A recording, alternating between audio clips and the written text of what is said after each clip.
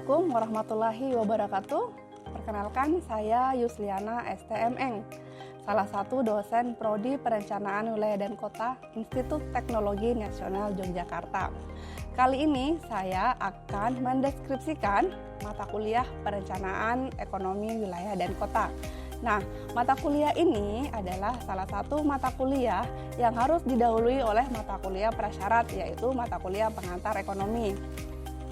Pada mata kuliah Ekonomi Wilayah dan Kota, mata kuliah ini memberikan pemahaman tentang analisis ekonomi wilayah dan kota.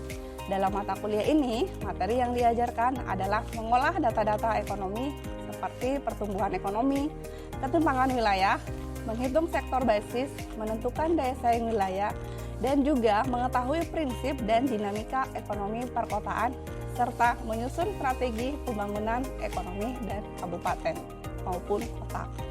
Data-data tersebut diolah dengan menggunakan model laju pertumbuhan ekonomi, indeks Williamson, tipologi Claassen, location quotient, serta shift chart. Dan hasil dari analisis tersebut diinterpretasikan dalam bentuk spasial atau keruangan. Metode pembelajaran yang digunakan adalah expository, small group discussion, dan problem based learning.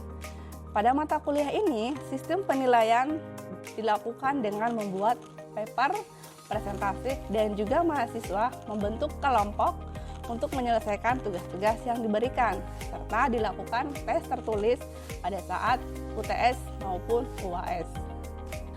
Adapun capaian pembelajaran lulusan program studi yang dibebankan pada mata kuliah Ekonomi Wilayah dan Kota, yang pertama, menguasai teknik analisis sosial, ekonomi, dan lingkungan yang relevan untuk perencanaan wilayah dan kota berkelanjutan. Yang kedua, mampu mengambil keputusan secara tepat dalam konteks penyelesaian masalah di bidang perencanaan wilayah dan kota berdasarkan hasil analisis informasi dan data. Yang ketiga, mampu menganalisis potensi dan permasalahan konteks keruangan maupun non-keruangan dalam permasalahan perencanaan wilayah dan kota. Selanjutnya, capaian pembelajaran mata kuliah ini yaitu yang pertama, mahasiswa mampu menganalisis permasalahan wilayah dan kota dari sudut pandang ekonomi. Yang kedua, mahasiswa mampu merumuskan strategi pembangunan ekonomi wilayah dan kota. Pada akhir mata kuliah ini, kemampuan yang diharapkan pada mata kuliah ini adalah yang pertama, mahasiswa mampu menggunakan ukuran pertumbuhan ekonomi dan ketimpangan wilayah dan kota. Yang kedua, mahasiswa mampu menerapkan model ekonomi basis dalam pengembangan wilayah dan kota. Yang ketiga, mahasiswa mampu menganalisis permasalahan perkotaan dari sudut pandang ekonomi. Dan yang keempat, mahasiswa merumuskan potensi relatif dalam pengembangan wilayah dan kota. Selanjutnya, komponen penilaian pada mata kuliah ini terdiri dari 3 bagian. Yang pertama, tugas-tugas diberikan sebesar 20 sampai dengan 40%. Yang kedua, ujian tengah semester diberikan sebanyak 20 sampai dengan 30%. Lalu yang terakhir ada ujian akhir semester yang diberikan sebesar 40%. Demikianlah penjelasan terkait dengan mata kuliah Ekonomi Wilayah dan Kota. Semoga penjelasan mata kuliah ini dapat bermanfaat bagi mahasiswa. Selanjutnya, pada mata kuliah ini, mahasiswa akan belajar juga beberapa hal terkait dengan praktek perencanaan wilayah dan kota dengan pendekatan ekonomi. Demikianlah penjelasan terkait dengan mata kuliah Ekonomi Wilayah dan Kota. Terima kasih. Assalamualaikum warahmatullahi wabarakatuh. Selanjutnya, mata kuliah Ekonomi Wilayah dan Kota dilakukan secara hybrid. Yang pertama, mahasiswa dapat mengikuti perkuliahan secara offline di kelas. Yang kedua, mahasiswa dapat mengakses ELINAS, E-Learning Institut Teknologi Nasional Yogyakarta. Nah, di ELINAS ini, mahasiswa nanti bisa mengakses dengan mudah semua materi-materi yang telah diajarkan di kelas. Tidak hanya terkait dengan materi-materi, tapi tugas dan juga beberapa soal-soal kuis maupun UAS, bahkan link untuk mengakses beberapa video yang akan mendukung kegiatan perkuliahan ini dapat diakses dengan mudah oleh mahasiswa. Sehingga kegiatan perkuliahan dapat dilakukan dengan mudah, tidak hanya dilakukan di kelas.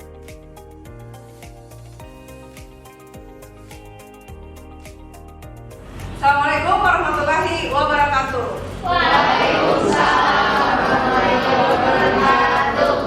Selamat siang rekan-rekan semua. Gimana kabarnya hari ini? Baik. Alhamdulillah baik ya. Ya, hari ini kita melanjutkan pertemuan-pertemuan kemarin terkait dengan ekonomi wilayah dan kota, di mana pada mata kuliah ini kita akan belajar tentang bagaimana merencanakan ruang dari pendekatan ekonomi wilayah dan kota. Pada mata kuliah ini kita akan mengukur ketimpangan wilayah melalui indeks Williamson dan tipologi klaster. Indeks Williamson ini digunakan untuk mengukur tingkat ketimpangan wilayah yang diukur dari bagaimana suatu penduduk dilihat dari pendekatan per kapita dan juga dari jumlah penduduknya.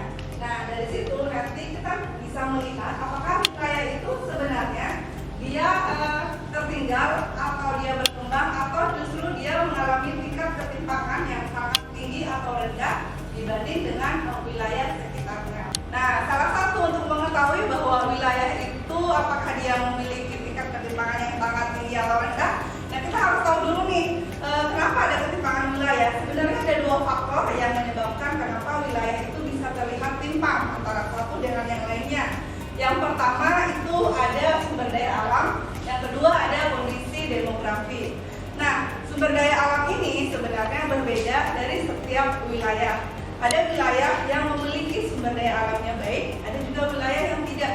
Begitupun juga dari kondisi demografi. Nah, kondisi demografi ini bisa kita lihat dari sosial budaya masyarakatnya, termasuk mata pencarian maupun pendapatan per kapita yang nantinya itu akan mempengaruhi tingkat pertumbuhan ekonomi suatu wilayah. Nah, tolak ukur dari pembangunan itu bisa dilihat dari dua ya, apakah memang wilayah itu kecenderungan untuk berkembang ada atau tidak. Memang kita harus lihat dari tingkat pertumbuhan dan pembangunannya. Nah, terdapat perbedaan prinsip antara growth ya, tumbuh dan development. Growth itu adalah melihat pertumbuhannya, lalu development itu adalah melihat bagaimana pembangunannya itu berkembang. Kalau terjadi pertumbuhan, belum tentu terjadi pembangunan. Dicatat ya. Jadi kalau terjadi pertumbuhan itu belum tentu terjadi pembangunan. Nah, ini saya merahin ya. Kalau terjadi pembangunan itu sudah pasti dapat dikatakan telah terjadi pertumbuhan. Karena apa? Terjadinya pertumbuhan itu ditandai dengan laju pertumbuhan ekonomi yang positif. Untuk melihat bagaimana laju pertumbuhan ekonomi yang positif itu, kita perlu melakukan tingkat perhitungan. Misalnya dengan menghitung laju pertumbuhan ekonomi, bagaimana suatu ekonomi itu memberikan kontribusi nyata yang diambil dari data-data sektor PDRB. Nah, dari situ kita bisa melihat wilayah itu memiliki tingkat pertumbuhan ekonomi yang positif atau malah kecenderungannya itu menurun. Kota dalam itu banyak sekali terkait dengan bagaimana pertumbuhan, kemudian bagaimana itu pembangunan. Karena kita termasuk dari beberapa negara yang masih berkembang ya, sehingga pertumbuhan ekonomi maupun tingkat pendapatan per kapita kita juga berbeda-beda. Karena kita berasal dari negara Indonesia, dari Sabang sampai Merauke, di mana sektor sumber daya alamnya berbeda, kemudian demografinya berbeda. Nah, itu juga yang mempengaruhi tingkat ketimpangan. Tidak usah jauh-jauh, kita bisa melihat wilayah kita ini. Sekarang kan kita tinggal di Yogyakarta. Nah, saat ini juga pemerintah DIY itu sedang berupaya bagaimana mengimbangi tingkat ketimpangan yang ada di wilayah utara DIY dan wilayah selatan di DIY. Nah, salah satunya pemerintah berupaya untuk meningkatkan pertumbuhan ekonomi di wilayah selatan agar tingkat pertumbuhan ekonominya bisa sama dengan tingkat pertumbuhan ekonomi yang ada di wilayah utara. Contohnya nih, kalau misalnya kita lihat sekarang sudah ada pembangunan infrastruktur di wilayah selatan DIY. Yang pertama sudah ada bandara internasional Yogyakarta ya, sudah ada, atau yang biasa kita singkat dengan Yogyakarta International Airport. Kemudian yang kedua juga sudah ada pembangunan jalur lintas selatan. Ini saya coba tunjukkan, ada indeks Williamson ya, dan juga ada tipologi klaster. Nah, kalau kita berbicara tentang indeks Williamson, ini adalah mengetahui tingkat spatial disparity, dia besar atau kecil. Nanti akan kita lihat dari tingkat nilai yang bergerak dari angka 0 sampai dengan tak terhingga. Nah, kalau kita lihat dari catatan di atas bahwa kalau dia kurang dari 3, maka disparitasnya rendah. Kalau dia berada di antara 0,3 sampai dengan 0,5 itu menunjukkan bahwa disparitasnya sedang. dari 0,5 itu menunjukkan bahwa tingkat disparitasnya tinggi. Kenapa disparitas ini harus kita ukur?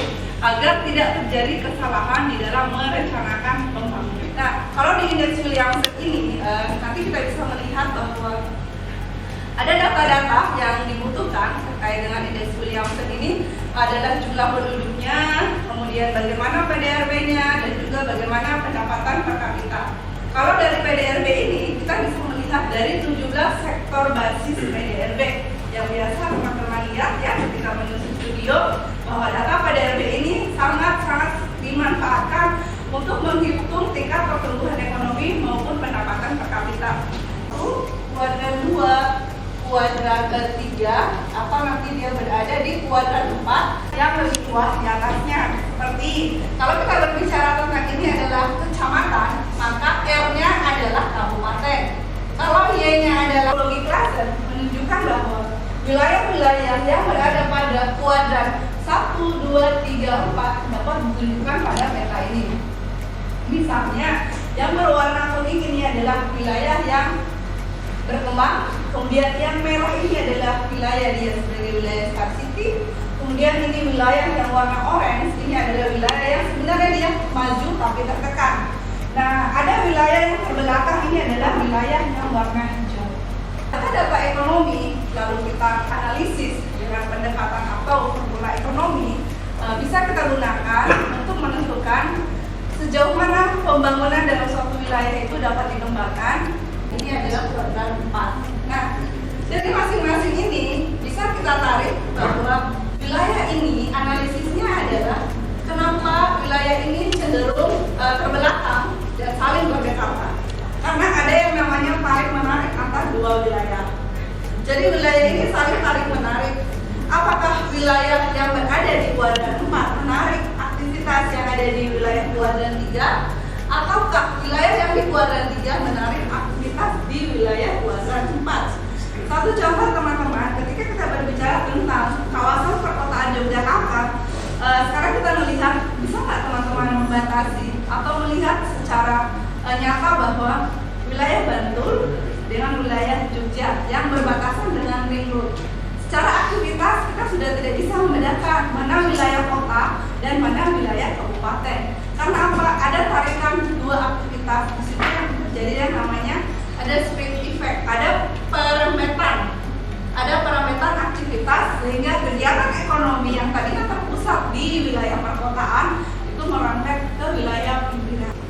Nah, oke teman-teman, dari tadi yang sudah saya sampaikan terkait dengan ekonomi wilayah dan kota, bagaimana kita menentukan prioritas pembangunan dengan pendekatan ekonomi wilayah dan kota. Nah, kira-kira ada yang mau ditanyakan nggak?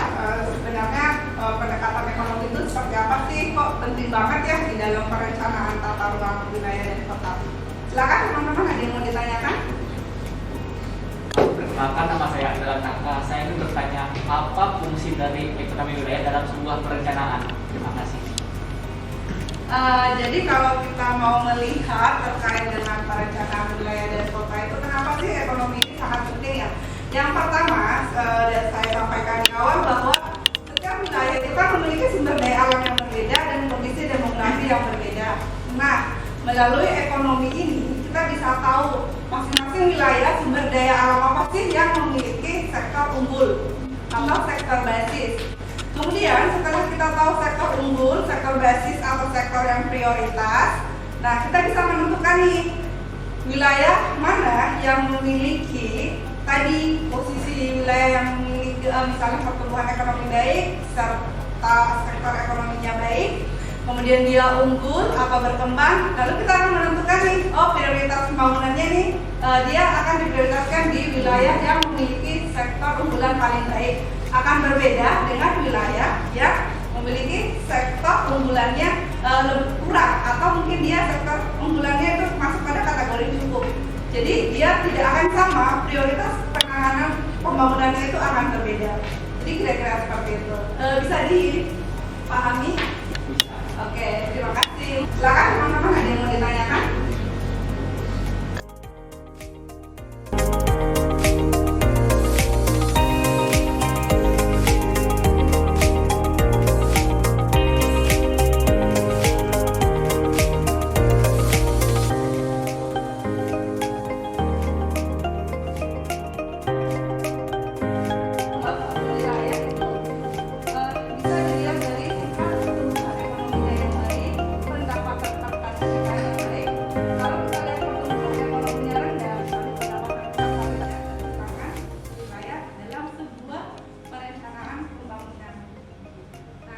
bisa kita lihat gambar-gambarnya ini menunjukkan